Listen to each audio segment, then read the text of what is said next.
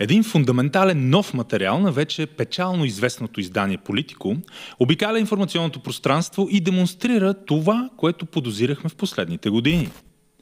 Така нареченият колективен експертариат се е оплел в лъжи, полуистини, пълни пропаганди и прекомерни зависимости. Въпросната статия може да се интерпретира като опит за казване на някаква истина, за признаване на частична вина, за помирение с новата американска власт, а и с общественото мнение. Политико пише, че данните били грешни, а хората са били прави за икономиката. Подзаглавието им е това. Ето защо безработицата е по-висока, надниците са по-ниски и растежът не е толкова стабилен, колкото правителствените статистики внушаваха. Казано по-простичко, лъгаха. Или, хайде по-модерно, масажирали са данните, за да оправдаят политическа пропаганда. Това ни кара да се замислим колко често се случва този масаж. Масаж без хепи енд, ако трябва да сме точни и тъжни. Но ние не искаме да сме тъжни и затова ще погледнем на нещата от хумористичен ъгъл, без да забравиме, че те зависят и от нас.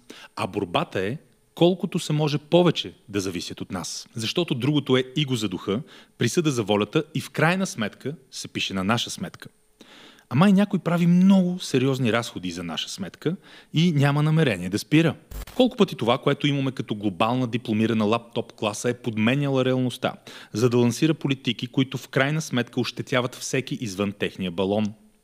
Балон, който след 20 януари 2025 изглежда започна да се пука.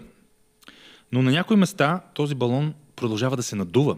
Такъв балон ли е еврозоната, например? Тази съкровена мокра мечта на местната експертна фауна. Този политически идеал на всяко управление тип сглобка или ротация. Нещо, което се възприема за неизбежно, важно и задължително. В последните седмици истерията, свързана с еврозоната, достига екстремни измерения. Налага се позицията, че българското население просто няма думата. Трият се анкети в студиото на големи телевизии, често от 3 поканени, 2 са много за еврозоната, а третия е особено много за еврозоната. Има и критични гласове, разбира се. Допуска се някакво ниво на дебат и заради обстоятелството, че дори още не знаем покриваме или не покриваме тези свещени критерии. Но скептичната и критична позиция е малко или много заглушавана, недопускана, нежелана. А честно казано, звучи много по-аргументирано, детайлно, отговорно и откровено. А може би точно заради това е нежелана. Но в светлината на световните събития, колко дълго може да се поддържа и налага един фалшив дневен ред? Идеята е, че еврото е нещо, за което Ганя не го питат. То е като смъртта и данъците, ако трябва да цитираме онази англоязична шега.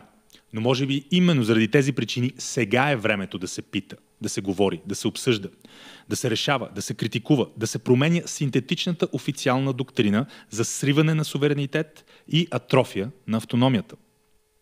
Все пак икономиката сме ние хората. Да, тя включва и експертите с техните дипломи и сериозни студийни гримаси, но не изключва нас.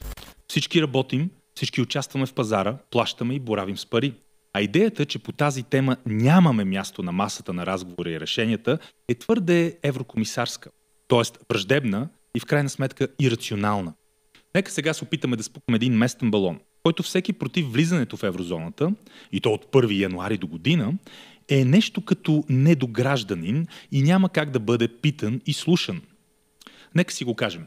Има едно официално настроение в страната.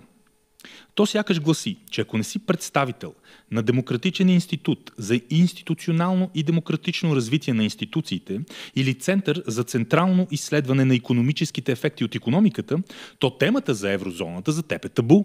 В обращение са пароли като конвергентен доклад, който все повече прилича на котката на Шрьодингер. Говори се за бюджет, инфлация и дефицит, мълви се митомански за сакралната дата 1 януари 2026 година. Както преди се мълвеше митомански за 1 януари 2025 година. Спуска се официална национална линия. Еврозоната ни е цел и идеал. Само да го добутаме да покриваме критериите и влизаме в храма. Църквата на ЕЦБ. Европейска централна банка. Емоцията е с религиозни оттенъци. има на моменти дори окултен характер. Ритуално е. Икономисти вече дори мотивират желанието си да влезем с идеята, че в еврозоната хората се къпят по-често. Не се шегуваме, а трябва. Древни комплекси за туземна малоценност настръхват изпод саката и въртовръзките и папийонките на официалните говорители от многото институти и центрове. Икономическата логика видимо е изтласкана въгъла, като наказана от дълбокото желание за статус и принадлежност. Доминира блян за сливане с общностите, към които съмнителният български елит желае да принадлежи. Еврика – евро. Дори престъпниците вече с този прякор, а подкупите отдавна са превалутирани. Суверенитетът е дрипа, а възможността за избор и независимост тревожи дипломираната масовка. Експертите всъщност са два вида – за еврото и от лошите. Професор Стив Ханке-Прикърбовски добре е обяснил защо влизането сега не е добра идея. Но какво може да каже той на бивши български банкери и настоящи експерти от институти и центрове? I think they should drop the whole idea of the euro thing completely, as you know.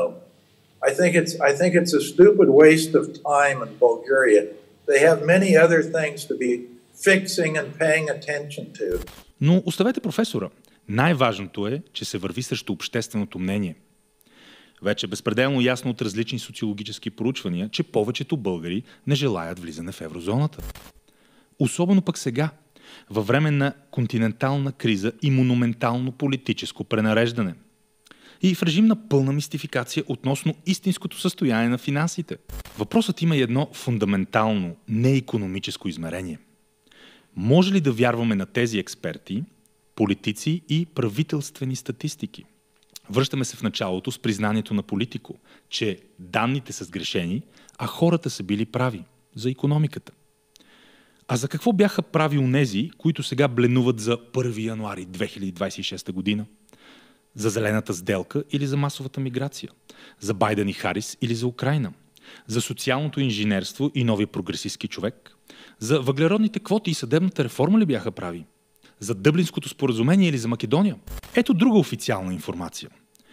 Германски провинции вече започнаха да ни връщат мигранти. Да ни връщат, защото са минали първо от тук. Германската провинция Северен Рейн-Вестфалия извърши първи чартърен полет за депортация на бежанци, съобщиха медиите. На полета е имало 7 млади мъже от Афганистан и Сирия. Депортацията е по силата на Дъблинското споразумение. Те се връщат в държавата, от която са влезли в Европейския съюз. Това е станало през България, т.е. страната ни отговаря за молбите им за убежище. Федералното правителство на Германия разреши на провинциите сами да организират чартъри, с които да връщат нелегалните мигранти. Според властите това ще улесни процеса на връщането на нарушителите. Или както би казал Ганя, набиха ли ни го, а? Защото и в градовете, които днес са неузнаваеми, а жените се страхуват за безопасността си по улицата, се е започнало с няколко млади мъже от Афганистан, например. Винаги така се започва. Ето, това е фундаменталният въпрос. Трябва ли да слушаме тези хора? За икономиката, за енергетиката, за земеделие, за демография, за външна политика, дори и за филми и за книги, ако щете. Знаем, че те харесват Борат 2 и Букара, особено ако е международен. Но как да им го кажем? Това не е достатъчно. Като под не е достатъчно, имам предвид не е нормално и не може да продължава така.